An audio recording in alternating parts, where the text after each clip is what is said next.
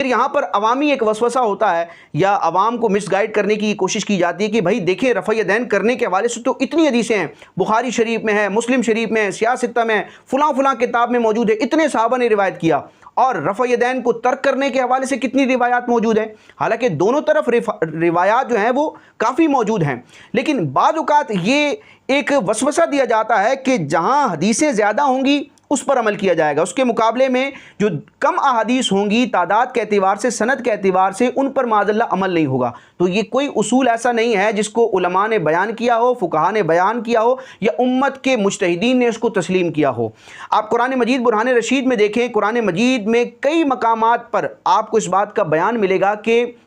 جس میں بظاہر جہاد کا حکم نہیں ہے،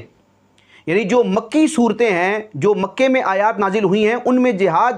کا حکم نہیں دیا گیا، اور صبر کرنے کا، درگزر کرنے کا، اللہ کی رضا پر راضی رہنے کا، اس طرح کا حکم دیا گیا ہے، صبر کرنے کا حکم دیا گیا ہے۔ اور ان کی تعداد 100 سے زیادہ، یعنی 100 سے زیادہ قرآن مجید کے مقامات ہیں جہاں ہم دیکھتے ہیں، ان کی تفاسیر پڑھتے ہیں ان آیات کی، تو پتہ چلتا ہے کہ صبر کا حکم ہے۔ لیکن ان کے مقابلے میں ایک آیت آتی ہے جو کہ ان تمام آیتوں کو منسوخ کرتی ہے، اور جس میں جہاد کا حکم دیا جاتا ہے کہ کفار سے جہاں بھی ملو اور جہاں بھی سامنا ہو اور وہ قتال اور جنگ کا معاملہ ہو تو ان سے جہاد کرو۔ وہ اس کی پوری تفصیلات ہیں کہ جہاد کب فرض ہوتا ہے، کس پر فرض ہوتا ہے، کس کے اعلان سے فرض ہوتا ہے۔ تو الغرض یہ ایک مثال ہے کہ قرآن مجید میں 100 سے زیادہ آیتیں وہ ہیں جن سے بظاہر جہاد کا ثبوت نہیں ہے، لیکن قرآن مجید میں اگر ایک بھی آیت آتی ہے اور وہ آیت موجود ہے کہ جس میں جہاد کا واضح طور پر حکم موجود ہے، تو یہ ایک آیت ان تمام آیتوں کی ناسخ ہو جائے گی۔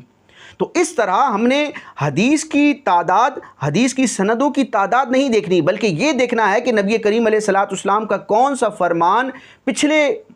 فرامین اور پچھلے افعال کو منسوخ کر رہا ہے۔ تو یہاں تعداد کو نہیں دیکھنا، سند کی گنتی نہیں کرنی، بلکہ یہ دیکھنا ہے کہ اگر ایک بھی حدیث آ کر صحت کے اعتبار سے، سند کے اعتبار سے اگر وہ درست حدیث ہے، ائمہ نے اس کو قبول کیا ہے، اس کی سند پر کوئی جرح نہیں ہے، تو ایک حدیث بھی 100 احادیث کے حکم کو منسوخ کر سکتی ہے۔ ناسخ منسوخ کے لیے کوئی ضروری نہیں ہے کہ جو ناسخ ہے وہ تعداد میں زیادہ ہو، ایک حدیث بھی اگر ہو، سند کے اعتبار سے درست ہو، اس پر کوئی جرح نہ ہو، اور فنی اعتبار سے اور فقہاء کرام اور محدثین کے بیان کردہ اصولوں کے مطابق اگر وہ حدیث پوری اترتی ہے ان اصولوں پر، قواعد پر، تو اس ایک حدیث کی بنیاد پر کئی احادیث میں بیان کیے گئے حکم کو منسوخ کیا جا سکتا ہے۔ تو اللہ پاک ہمیں دین کی ان باریکیوں کو، ان مسائل کو سمجھنے کی توفیق عطا فرمائے، اور دین کے احکامات کو جان کر ان پر عمل کرنے کی توفیق عطا فرمائے۔ آمین بجاہ النبی الامین صلی اللہ تعالی علیہ وسلم۔